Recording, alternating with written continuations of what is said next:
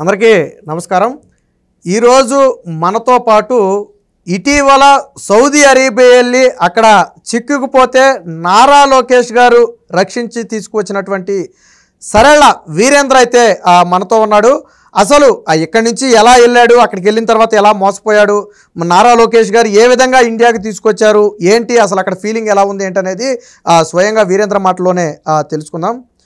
నమస్కారం వీరేంద్ర. నమస్తే సార్. అసలు ముందుగా నువ్వు ఎందుకు సౌదీ అరేబియా వెళ్ళాలనుకున్నావు, దానికోసం నువ్వు ఎవరిని సంప్రదించావు? సార్ నేను సౌదీ ఫస్ట్ నన్ను ఖత్తర్ని తీసుకెళ్లారు సార్. ఖత్తర్ని తీసుకెళ్ళి నేను ఖత్తర్కి వెళ్ళక ముందు నాకు ఈ ఆలోచన ఎలా అవుతుందంటే సార్, నేను అమలాపురంలో షోరూంలో పనిచేసి ఉంది సార్, కేటీఎం షోరూంలో పనిచేసి ఉంది సార్. నాకు అక్కడ 10,000 12,000 జీతం వచ్చేసారు నెలకి. ఆ జీతం నాకు సరిపోయేది కాదు సార్. నాకు ఇంట్లో ఖర్చులకి నా ఖర్చులకి అయిపోయేది సార్. నాకు అక్కడ జీతం అక్కడికే అలా అయిపోయేది సార్. నెలకు వచ్చేసరికి అయిపోయేది సార్. సో ఇలా ఉంటే నేను ఇక్కడ ఎదగలేను, మా తల్లిదండ్రులను నేను సరిగ్గా చూసుకోలేను, మా ఇల్లు చూస్తే ఎలా ఉంది, నాకంటూ నేను ఇల్లు కట్టుకోవాలి, మంచిగా బతకాలి సమాజంలో అనే ఆలోచన వచ్చి నేను ఎలాగైనా బయటికి వెళ్ళాలి అనుకున్నాను సార్. అయితే ఇంటి దగ్గర నాకు ఒక చిన్నమ్మ అవుతారు సార్, నాకు ఆవిడ రత్నకుమారి సార్ ఆవిడ పేరు. ఆవిడ ద్వారా నాకు ఏజెంట్ పరిచయం అయింది సార్. వాడి పేరు హర్షద్.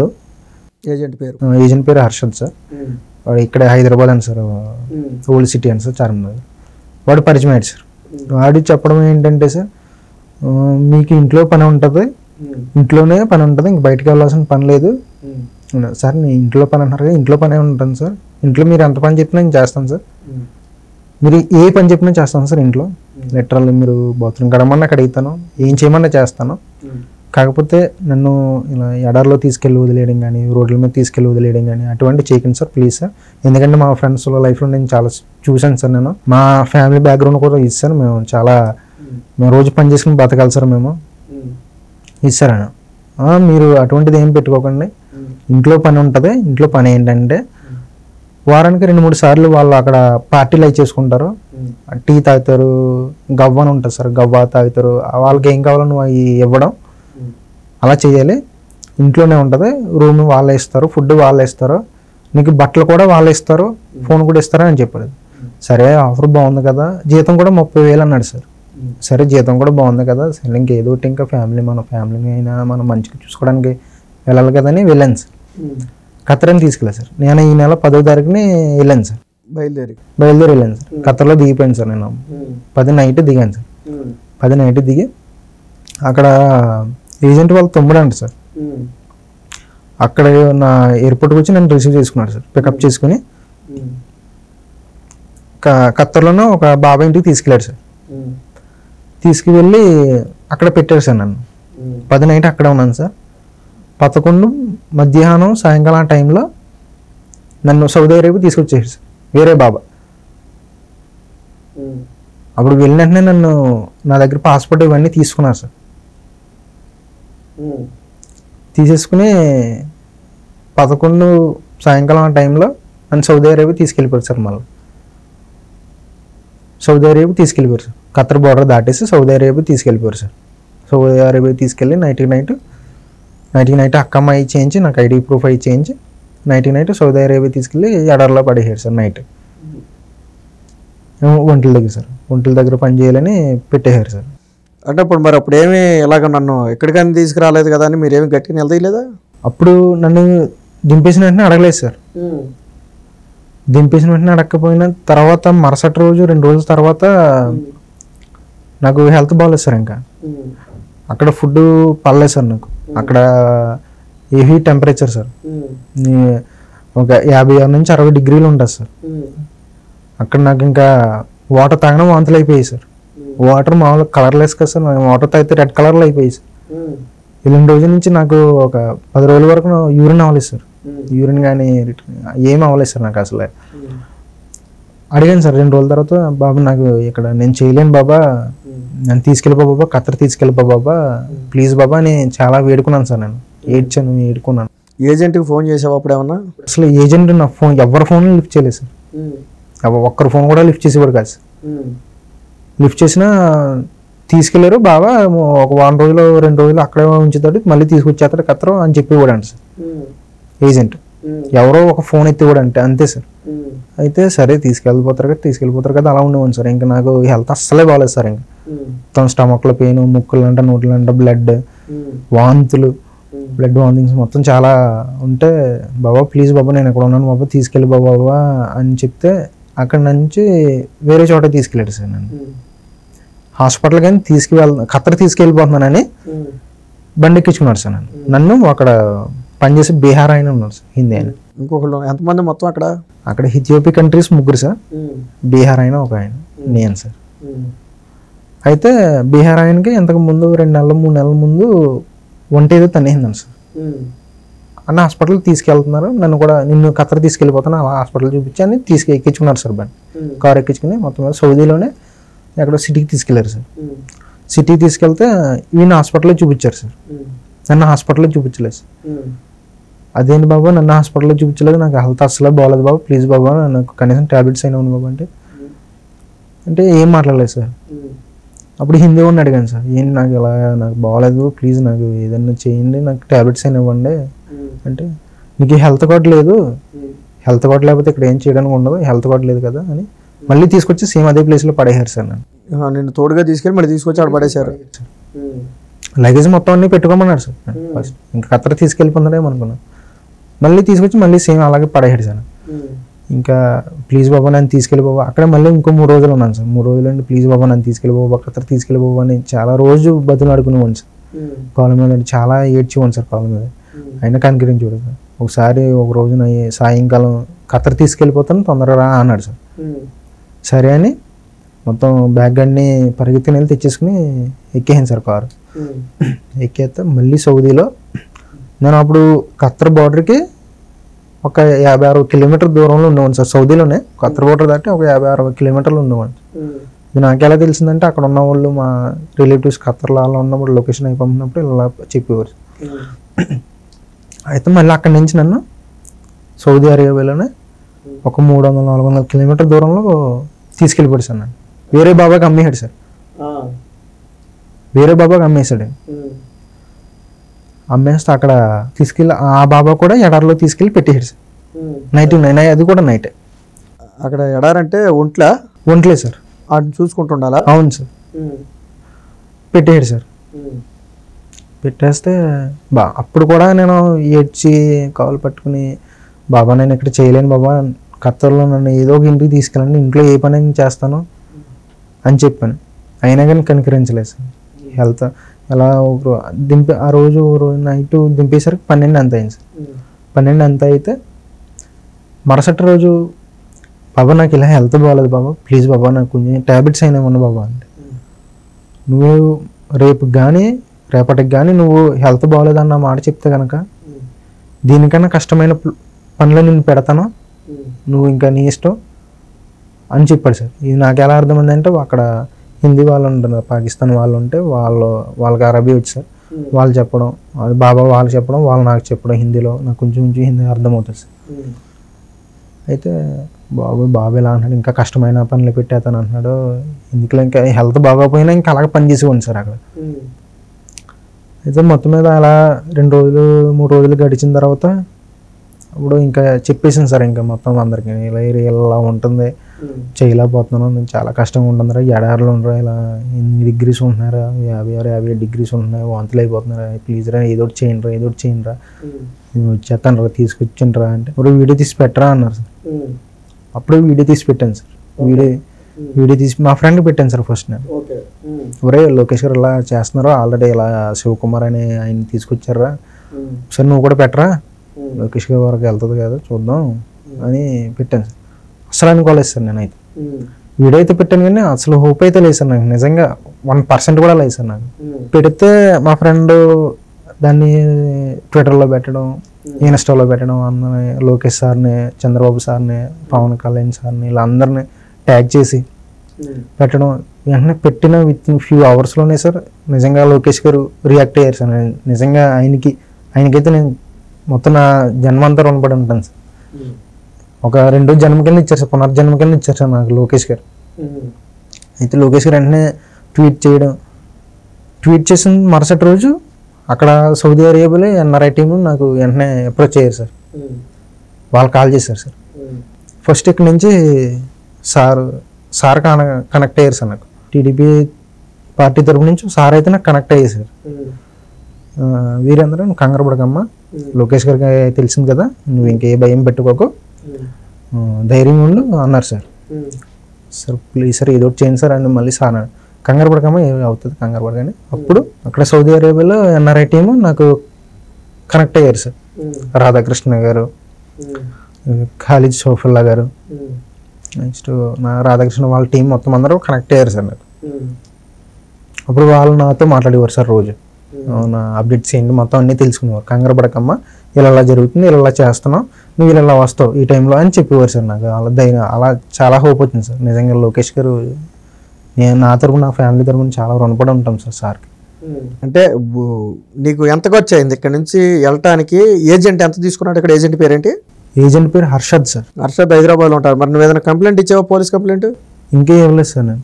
మరి అంటే మీలాంటి వాళ్ళు ఖచ్చితంగా ధైర్యం చేసి ఒక కంప్లైంట్ ఇస్తే మీలాగా మోసపోకుండా ఉంటారు. అవును సార్, ఇస్తాను సార్. అంటే నిన్నే వచ్చింది నాకు అవడం అయితే 1,70,000 అయింది సార్. అది ఏజెంట్కి ఇచ్చావు? ఇక్కడ టికెట్ డబ్బులు అయ్యి వాళ్ళే వెనకన్నీ అన్నీ వాళ్ళనే.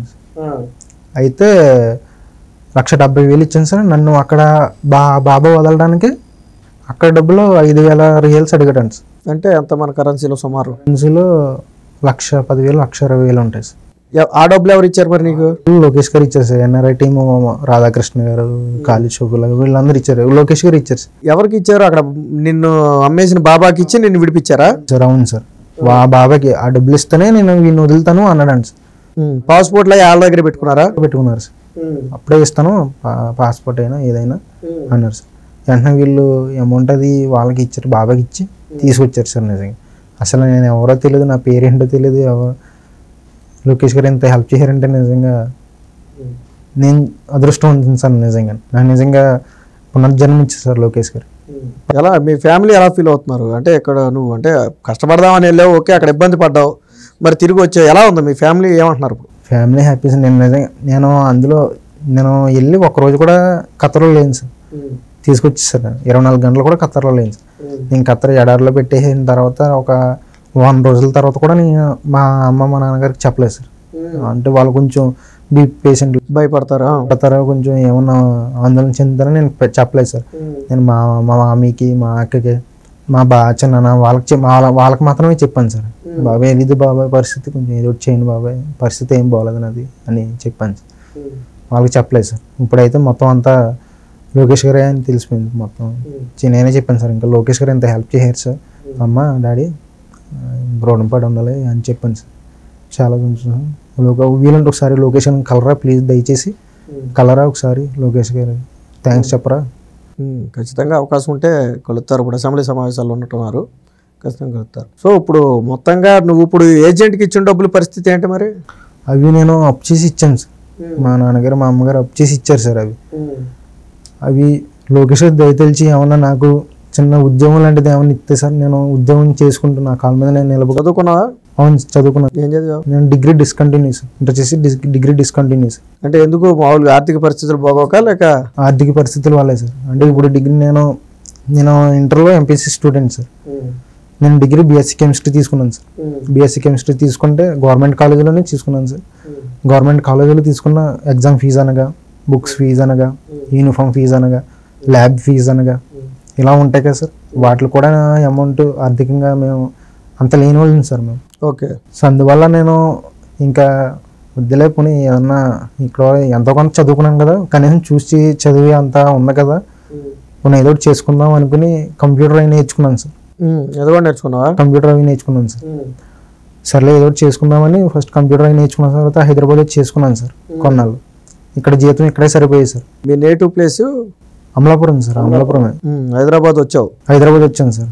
కంప్యూటర్ అయి నేర్చుకుని హైదరాబాద్ వచ్చాను సార్. ఇక్కడ జీతం ఇక్కడ సరిపోయింది సార్. ఇంకా ఇక్కడ జీతం ఇక్కడే సరిపోతుంది. కనీసం ఇంటికి కనీసం ఒక 2,000 కూడా పంచి అంత రావట్లేదు సార్. ఇక్కడ రూమ్ రెంట్లో వాటికి సరిపోయింది. సర్లే ఇంటికి వెళ్ళిపోదామని ఇంటికి వచ్చేసాను సార్. ఇంటి దగ్గరకు వచ్చి ఇంటి దగ్గర చేసుకునేవాడిని సార్. ఇలా కేటీఎం షోరూంలో అలా. అక్కడ ఎంత ఇచ్చేవాళ్ళు? అక్కడ 12,000 వచ్చి సార్. సో నీకు ఫ్యామిలీకి ఇబ్బంది. ఎంతమంది మొత్తం మీరు పిల్లలు? మా నాన్నగారు, నేను, తమ్ముడు, నేను సార్. తమ్ముడు ఏం చేస్తున్నాడు? తమ్ముడు MLT చేశాడు సార్. అక్కడ దగ్గరలో గన్నవరం అనే ఊర్లో బ్లడ్ ల్యాబ్ టెక్నీషియన్గా చేస్తున్నారు సార్, టెస్ట్లు అవి చేస్తారు సార్. బ్రతుకు తెరువుకి అయితే అటు ఏపీలో కానీ ఇటు తెలంగాణలో కానీ ఏదో ఒక అవకాశం ఉంటుంది. మరి ఎందుకు నీలాంటి వాళ్ళు ఇప్పుడు ఆల్రెడీ నీకంటే ముందు ఒకళ్ళు కూడా అలాగే ఇబ్బంది పడ్డారు, తర్వాత వేరే ఒక మహిళ ఇటీవల మళ్ళీ ఇంకొక మహిళ ఇలాగ ఇబ్బంది పడుతుందని చెప్పి పెడితే దానికి కూడా లోకేష్ గారు రెస్పాండ్ అయ్యారు. ఇంకా అది ప్రాసెస్లో ఉన్నట్టుంది. ఎందుకు మీరు మరి ఇలా ఏజెంట్లు తీసుకెళ్ళి మోసం చేస్తున్నారని తెలిసినా ఎందుకు మోసపోవటం? అంటే సార్ మాకేంటంటే సార్, మేము సమాజంలో ఒక గౌరవం సంపాదించుకోవాలి, మా మిడిల్ క్లాస్ ఫ్యామిలీ థాట్స్ ఆలోచన ఉండాలి. నా ఏజ్ కుర్రలందరిది ఏంటంటే సార్, సర్టన్ ఏజ్ వచ్చిన తర్వాత తల్లిదండ్రులని అలా చూడాలి, తల్లిదండ్రులని ఇలా తిప్పాలి, కారులో తిప్పాలి, దానికోసం ఏదైనా చెయ్యాలి, ఎలాగైనా ఇంకా మనమే కదా చూసుకోవాలి నా రెస్పాన్సిబిలిటీ అనేది వస్తుంది కదా సార్.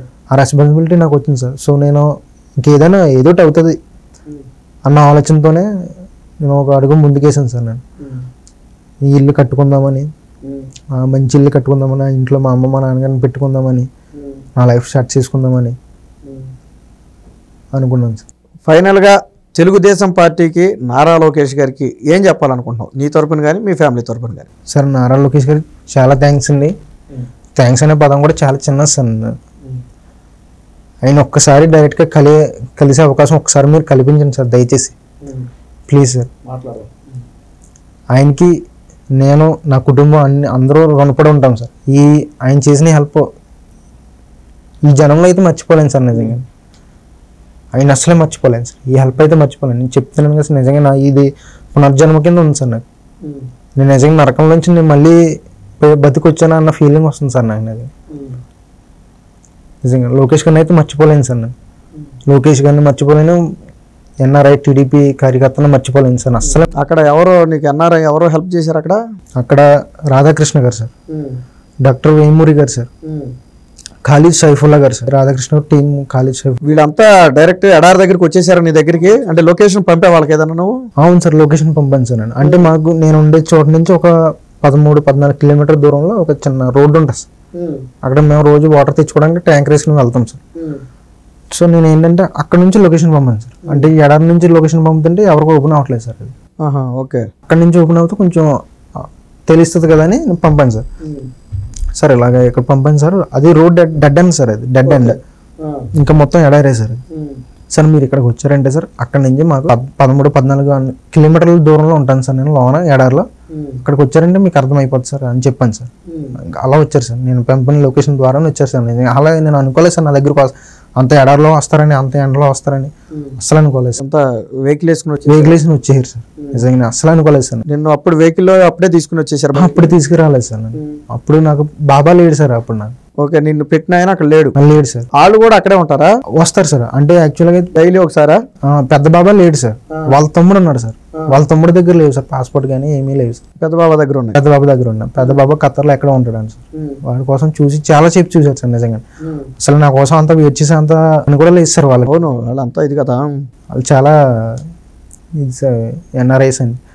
వాళ్ళు నా కోసం ఎంత అలా వెయిట్ చేశారంటే నాకు ఆ రోజే చాలా ఏడిపోతుంది సార్ నిజంగా. వాళ్ళ తర్వాత మళ్ళీ ఎప్పుడు వచ్చి బాబాని కలిసారు? వాళ్ళు ఇంకా మళ్ళీ రాలేదు సార్. వాళ్ళ ఫోన్ నెంబర్లు అవి తీసుకుని, బాబా ఫోన్ నెంబర్లు తీసుకుని మాట్లాడి ఎంబసీతో మాట్లాడి, ఎంబసీ వాళ్ళు ఎంబసీతో కూడా కాంటాక్ట్ అయ్యారు సార్. ఎంబసీ వాళ్ళు బాబాకు ఫోన్ చేసి వార్నింగ్ ఇవ్వడం జరిగింది సార్. మొత్తం మీద డబ్బులు కూడా వీళ్ళు కట్టారు 1,20,000. లోకేష్ టీమే, ఎన్ఆర్ఐ టీమే కట్టారు సార్ డబ్బులు కూడా. ఎందుకు? అది నిన్ను విడిచిపెట్టడానికి? అంటే బహుశా నిన్ను నమ్మేసినందుకు ఆయన ఇచ్చిన డబ్బులు అవి ఉంటాయి. అంటే ఏజెంట్కి డబ్బులు ఇచ్చాడండి సార్ ఆయన. బాబా అనే ఆయన ఏజెంట్కి డబ్బులు ఇచ్చాడు సార్. 1,20,000 ఎంత ఇచ్చాడు సార్ నా కోసం. నీకు జీతం ఏమన్నా చెప్పారా జాయిన్ అయినప్పుడు? చెప్పాడు సార్, 30,000 చెప్పాడు సార్. 30,000 అందుకే జీతం కోసమే వెళ్ళాను సార్. నిజంగా జీతం ఎక్కువ వస్తుంది కదా 30,000. నిజంగా 30,000 నిజమేనా? అసలు ఒకవేళ నువ్వు పని చేసి ఉంటే అది నిజమేనా 30,000? 30,000 అంటే 25,000 నుంచి 30,000 మధ్యలో వద్దు సార్. నీతో పాటు కొంతమంది ఉన్నారు కదా? అవును సార్. మరి వాళ్ళు అడిగావా మీ జీతాలు ఎంత ఏంటని ఎప్పుడన్నా? అడిగాను సార్. అదే చెప్పారు 25,000 నుంచి 30,000 మధ్యలో ఉంటుందని చెప్పారు. నెల ఇచ్చేస్తారంట? నెలకి ఇస్తారండి సార్. నెల ఇస్తారంట. లేదంటే 2 నెలల తర్వాత 3 నెలల తర్వాత మొత్తం అంతా కలిపి ఇస్తారండి సార్. జీతం అయితే ఇస్తారు. నీకు ఫుడ్ అక్కడ అంటే ఎడారిలో అంతా హీట్ కదా, మరి ఒంటెలకి నీళ్లు పెట్టడానికంటే సరే ఎక్కడో ఒక చోట నుంచి తీసుకొచ్చి పెడుతున్నారు. మీ ఫుడ్ ప్రిపేర్ చేసుకోవడం, మీరు ఉండటానికి ఎలా ఉంటుంది అక్కడ? మాకు ఉండడానికంటే ఏముండదు సార్ అక్కడ, మేము బయటే పడుకోవాలి సార్. బయట అంటే ఎండ కదా. నైట్ పర్లేదు కదా సార్. Night okay. పగలు ఎక్కడ ఉంటారు? పగలు ఎక్కడ ఉంటే చిన్న కంటైనర్ కింద ఉంటుంది సార్. చిన్న కంటైనర్ ఉంటుంది, కిచెన్ సార్ అది, అందులో ఉండాలి సార్. పగలంతా అందులో ఉంటారు. ఏసీ ఉంటుందా? ఏసీ అలాంటివి ఏముండవు. ఫ్యానే ఉండదు సార్. అది ఫ్యాన్ కూడా ఉండదు. ఆ హీట్లోకి అలా ఉంటుంది. ఎలా ఉండాలి సార్. ఇంకా ఫుడ్ అంటే సార్ రొట్టెలు ఉంటాయి, కబూజులు అంటారు సార్ అక్కడ. చపాతీలు ఉంటాయి, ఇంత దల్సరు ఉంటుంది సార్. ఇంత దల్సరు ఉంటుంది. అదేంటంటే అందులో సగానికి సగం కూడా తినేవాను కదా సార్. అది డైజెస్ట్ అయ్యేది కదా సార్ నాకు. అది వాంతులు అయిపోయాయి సార్ మొత్తం. 3 పూటలు అదే సార్ వాళ్ళు. ఇక 3 పూటలు అదే. 3 పూటలు అదే. మీరు చేసుకోవటం అక్కడ ఆ సరుకులన్నీ ఇస్తారా? వాళ్ళు ఇస్తారా? అవును సార్. వారానికి ఒకసారి 2 వారాలకు ఒకసారి ఇచ్చి పడేస్తారు. ఒంటిలకి ఏమన్నా మామూలుగా ఈ షెడ్యూల్ లాగా ఉంటాయా? ఒంట్లు ఓపెన్గా ఉంటాయా? ఓపెన్గా ఉంటాయి సార్ షెడ్. ఇక ఎండలోకి అలా ఉండిపోవటమే. అయితే 3 పూటలు అవే పెడతారు సార్. నైటు, మార్నింగ్ టిఫిన్, మధ్యాహ్నం అవే పెడతారు సార్. వాటర్ ఏంటంటే సార్, వాటర్ ట్యాంకర్ అన్నాను కదా సార్, ఆ ట్యాంకర్తో తెచ్చినవి మాకు వంటకి వాటికి సరిపడా తీసుకుని మిగతా ఒంట్లకి ఇచ్చేవాళ్ళు సార్. ఒంట్లకి పోసేసేవాళ్ళు. ఎన్ని ఓట్లు నువ్వు ఉన్న దగ్గర? ఎన్ని ఓట్లు? 300 పైన ఉంటాయి సార్. అంటే పెద్ద ట్యాంకర్ అది? పెద్ద ట్యాంకర్. అంటే మా ఈ పెట్రోల్ ట్యాంకర్ అంతా ఉండదు sir, mini tanker sir. Mini ట్యాంకరే అంటే రోజుకు ఒకసారి వెళ్ళి పట్టుకొచ్చేవారు సార్. డైలీ తేవాలి ఒకసారి రావాలి సార్. మార్నింగ్ తేవడం. ఈ వెహికల్లో డీజిల్ అంతా వాళ్ళదే? అంతా వాళ్ళది సార్, మొత్తం అంతా వాళ్ళది. ఆ పట్టుకొచ్చి మాకు ఈ తాగడానికి, వంటకి సరిపడా వాటర్ తీసుకుని మిగతా ఒంట్లకి పోసేసేవాళ్ళు సార్. మార్నింగ్ 4కి లేపేసేవారు సార్. వెళ్ళి మార్నింగ్ 4కి లేపేసేవారు సార్. లేపేసి వెంటనే ఇంకా బ్రష్ చేయడానికి కూడా టైం ఉండేది కదా సార్. ఇక ట్యాంకర్ వేసి వెళ్ళిపోవటమేనా? లేదు సార్. మార్నింగ్ 4కి లేపి చిన్న ట్రక్ కింద ఉంటుంది సార్. ట్రక్ వేసుకుని వెళ్ళి ఒంట్లకి మేత బస్తాలు ఉంటాయి సార్. 50 కేజీల బస్తాలు ఉంటాయి సార్. అవి మీద వేసేవారు సార్. పట్టుకెళ్ళి ట్రక్లో వేయాలి సార్. గడ్డి ఉంటుంది సార్, బండిల్ కింద గడ్డి ఉంటుంది సార్, పెద్ద పెద్ద బండిల్స్. అవి లోడ్ చేయాలి సార్. అవి లోడ్ చేసి ఒంట్ల దగ్గరికి పట్టుకెళ్ళాలి సార్. ఒంట్లో మన నుంచి ఒక 10 అడుగులు 20 అడుగుల దూరంలో వెహికల్ ఆపి అవి మళ్ళీ మోసుకుని వెళ్ళి మొక్కలు అక్కడ తెరగట్ల 4 గంటలు. అది అయిపోయిన వెంటనే వాటర్కి వెళ్ళాలి సార్. వాటర్కి అయిపోయిన వెంటనే బాగా ఏం చెప్తే చేయాలి సార్. ఒకసారి ఒంట్లకి ఈ దాన బస్తాలు, గడ్డి ఇవి వస్తాయి సార్. అవి దింపాలి సార్ ఎండలోనే. ఎందుకు అసలు ఒంట్లకి ఏంటి అక్కడ స్పెషల్ కదా? అలాగే ఒంట్ల కోసం ఎందుకని వాళ్ళు అంతా చేస్తున్నారు? అవి తెలియదు సార్. అవి ఏంటో అవి బిజినెస్ అండి సార్. అవి వాటిలో మూత అవి సాగొట్టేసేవారు సార్ వాళ్ళు. ఒంట్లకి సార్ చాలా హింసించేవారు సార్. వాటిని కూడా హింసించేవారు. అంటే అవి అలా చేస్తేనే వాటికి బిజినెస్ అవి గట్టిగా ఉంటాయేమో సార్. నాకు అనిపించింది ఏంటంటే సార్, హింసిస్తున్నారేమో నేను అనుకుంటున్నాను సార్. అంతే. చాలా గోల పెట్టేశారు అవి. నేను అడిగాను కదా సార్, ఏం చేస్తున్నారు ఏంటివి ఇలాగా అడిగాను. ఫైనల్గా మీ ఫ్యామిలీ హ్యాపీయా? నువ్వు మీ ఫ్యామిలీ? సార్ చాలా హ్యాపీ. లోకేష్ గారి దయ వల్ల అంతా హ్యాపీ సార్ నిజంగా. ఇప్పుడు అంటే నీలాగా చాలా మంది వెళ్ళిపోయి ఇరుక్కుపోతున్నారు, వాళ్ళందరికీ ఏం చెప్పాలనుకుంటున్నావు? ఏజెంట్లు నమ్మైతే వెళ్ళకూడదు సార్. ఏజెంట్లు నమ్మైతే అస్సలు వెళ్ళకూడదు సార్. ఏజెంట్ ఇంత డబ్బు కడితే తీసుకెళ్తాను, ఆ జాబులో పెడతాను, ఇందులో పెడతాను, అందులో పెడతాను అంటే అస్సలు వెళ్ళకూడదు సార్. ఒకవేళ అలా వెళ్తే కనుక ఎగ్జాంపుల్గా నన్నే తీసుకోమంటున్నాను సార్. ఇప్పుడు నాకు జరిగింది కాబట్టి ఇంకా ఎవరికి జరగకూడదని నేను అనుకుంటున్నాను సార్. ఒకవేళ మీ బ్లడ్ రిలేషన్స్, మీ ఓన్ తెలిసిన వాళ్ళు ఎవరైనా ఉండి అక్కడ రమ్మంటే, మీ అమ్మగారు కానీ మీ నాన్నగారు కానీ వీళ్ళిద్దరే చెప్తే వీళ్ళిద్దరి దగ్గరికి అయితేనే వెళ్ళాలి సార్. మిగతా ఎవరి దగ్గరికి చెప్పినా వెళ్ళకూడదు నేను అనుకుంటున్నాను సార్. మీ అమ్మగారు ఎవరైనా వాళ్ళ అమ్మగారు వాళ్ళ నాన్నగారే కదా సార్. వాడి జీవితం బాగుండాలి, వాడు కష్టపడకూడదు అనుకునే కదా సార్. రిలేటివ్స్ వాళ్ళు ఉండి మీకు మంచి ఆపర్చునిటీ చూపిస్తారన్నా ఓకే బాగా, ఎందుకంటే వాళ్ళు అందులో ఉంటారు. ఇప్పుడు ఏజెంట్లు అంటే నువ్వు చెప్పావు చూడు, తర్వాత ఫోన్ ఎత్తరు, ఇక నేను పంపిన తర్వాత ఫోన్ ఎత్తరు. సో ఇది మొత్తంగా ఎవరైనా సరే ఏజెంట్లను నమ్మి ఇలా ఇతర ప్రాంతాలకు వెళ్ళాలనుకునే వాళ్ళు 1కి 100 సార్లు ఆలోచించాల్సిన పరిస్థితి. ఇప్పటికే మనం ఏపీలో 3వ ఘటన ఆల్రెడీ ఇంకో మహిళ కూడా ఇటీవల తాను ఒమాన్ దేశంలో ఇరుక్కుపోయానని అనుకోది కాపాడాలని చెప్పి లోకేష్ గారికి ఒక వీడియో పెట్టడం జరిగింది. సో ఇప్పుడు మనం వీరేంద్రం చూసాం.